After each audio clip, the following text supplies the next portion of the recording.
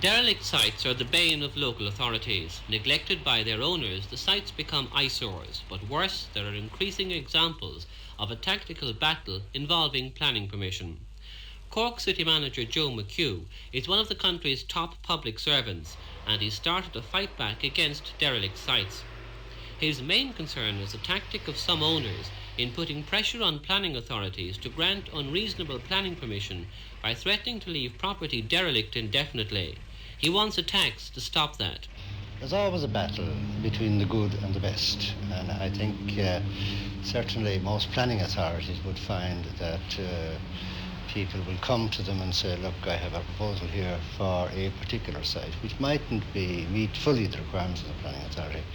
And the choice then is whether you're going to take what might be reasonably acceptable or hold out for what you might want.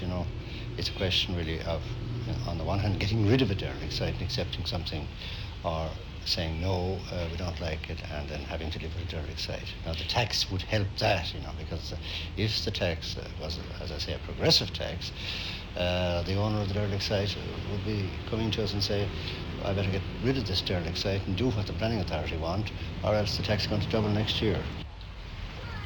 Any discussion about development of inner city and general urban areas centres on the cost, but Cork's manager says this needn't cost a lot of money. If there was to be a derelict sites tax, he says it could be used as an incentive to redevelop property. If the tax wasn't paid for a given period, Joe McHugh wants local authorities given powers to acquire the sites and sell them to people who would be prepared to carry out development.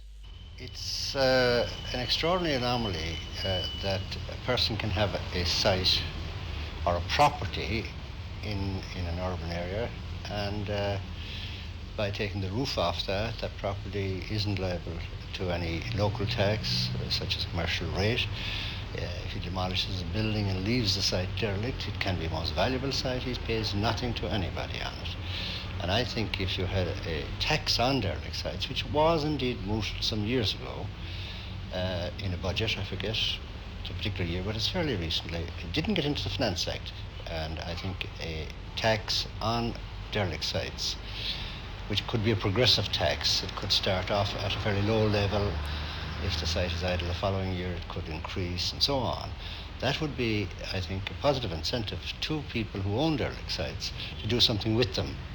And that could be either to redevelop them or to say to the local authority, look, I have no great plans on this thing, you take it and do something with it.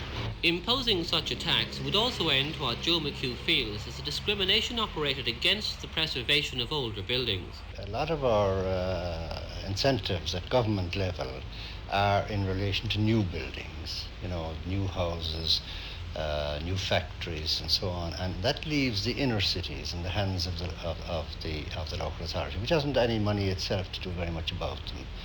And I would think, and one of the pleas I made to government was to look more closely at what's in inner cities, whether it's accommodation overhead, shops and so on, and they could be converted to a viable use, either as offices or small accommodation for single persons or childless couples or whatever, far more cheaply, it seems to me, than going out to greenfield sites in suburbs.